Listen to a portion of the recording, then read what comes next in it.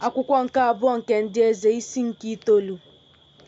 Ma Elisha bụ onye amụma kpọrọ otu onye n'ime ụmụ ndị amụma sị ya, kee ihe okike n'ukwu gị, were karama mmanụ a n'aka gị jee Ramọt Gilead. Mgbe ị bịara ebe ahụ, gị hụ Jihu nwa Jehoshafat nwa Nimshi anya n'ebe ahụ, baa n'ime, mee ka o bilie site n'etiti ụmụnne ya, meekwa ka ọ baa n'ime ụlọ dị n'ime ụlọ gị, werekwa karama mmanụ ahụ wụkwasị ya n'isi ya, sị, otu a ka Jehova sịrị, etewo m gị mmanụ ịbụ eze Izrel, meghekwa ụzọ, gbalaga, echekwala eche. Nwa okorobịa ahụ bụ onye amụma wee jeruo Ramọt Gilead ọbịa. Ma lee, ndị isi ụsụ ndị agha na-anọdụ ala sị, enwere m okwu ịgwa gị onye isi. Jihu wee sị, ọ bụ onye n'ime anyị niile? Ọ sị, ọ bụ gị onye isi. O bilie baa n'ụlọ, wụkwasị mmanụ ahụ n'isi ya, sị ya, otu a ka Jehova bụ Chineke Izrel sịrị, etewo m gị mmanụ ịbụ eze ndị Jehova bụ Izrel. Ị ga-etigbukwa ụlọ Ahab bụ onye nwe gị, ka m wee bọọ ọbara ndị ohu mbụ ndị amụma na ọbara ndị ohu niile nke Jehova n'aka Jezibel. N'ụlọ niile nke Ahab ga-alakwa n'iyi. M ga-ebipụkwa n'ahụ Ahab nwa nwoke ọbụla na onye egbochiri egbochi na onye a hapụrụ ahapụ n'Izrel. M ga-emekwa ụlọ Ahab ka ọ dị ka ụlọ Jeroboam nwa Nebat, ka ọ dịkwa ka ụlọ Baasha nwa Ahija. Nkịta ga-erikwa Jezebel na oke ala ubi Jezril. Ọ dịghịkwa onye na-eli ya. O wee mee ha ụzọ gbalaga. Jehu wee pukwute ndị ohu onye nwe ya. Otu onye wee sị ya, udo ọ dịkwa?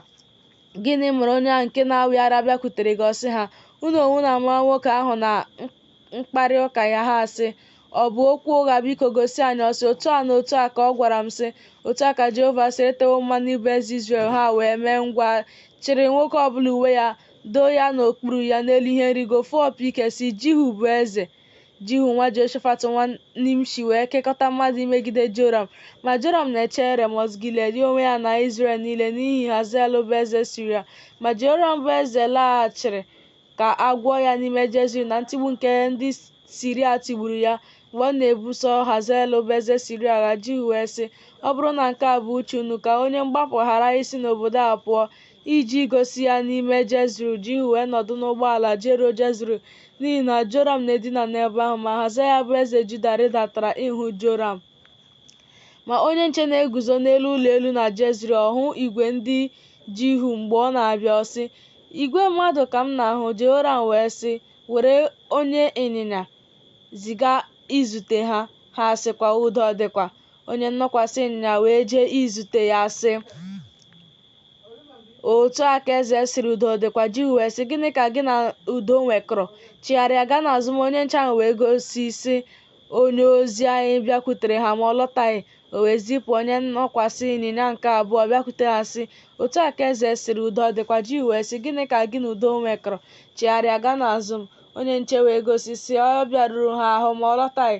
Ma ọdụdụ ịnyịnya dị ka ọdụdụ ịnyịnya Jihu nwa Nimshi, n'ihi na ọ na-edu ịnyịnya dịka onye na-awị ara. Joram wee sị, jikwaa ụgbọala. Ha wee jikwa ụgbọala. Joram bụ eze Izrel na Hazaya bụ eze Juda wee pụọ, nwoke ọbụla n'ụgbọala ya. Ha wee pụọ izute Jihu, wee hụta ya n'oke ala ubi Nebọt bụ onye Jezril. O ruo mgbe Joram hụrụ Jihu na ọ sịrị, udo ọ dịkwa? Jihu ọ sị, gịnị bụ udo ahụ na mgbe ịkwa iko Jezibel bụ nne gị na mgbasị ya na-adị ọtụtụ? Joram wee chigharịa aka ya abụọ gbalaga, sị Ahazaya, aghụghọ dị Ahazaya.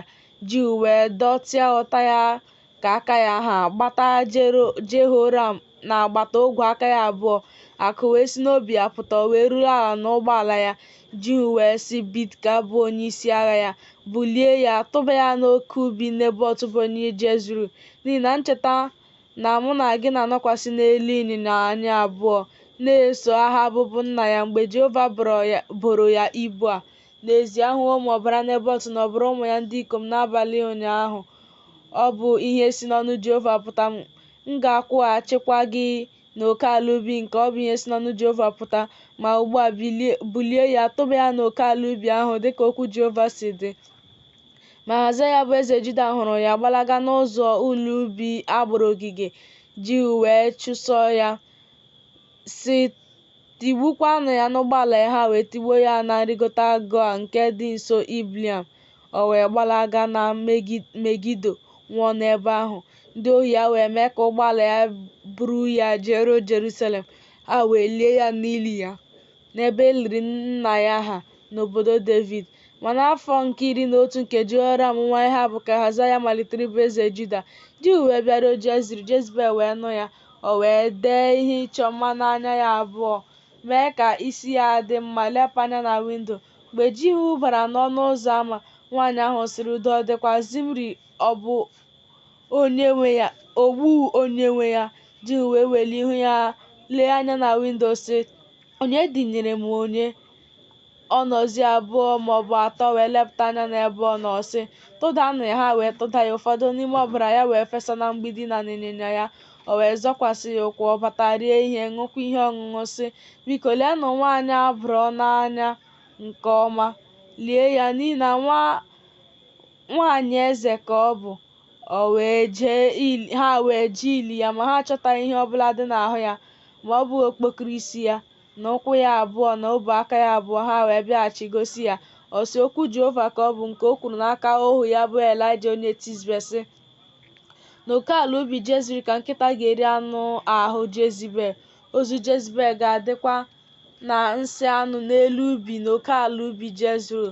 Ha wee ghara ịsị, "Nke a bụ Jezebel."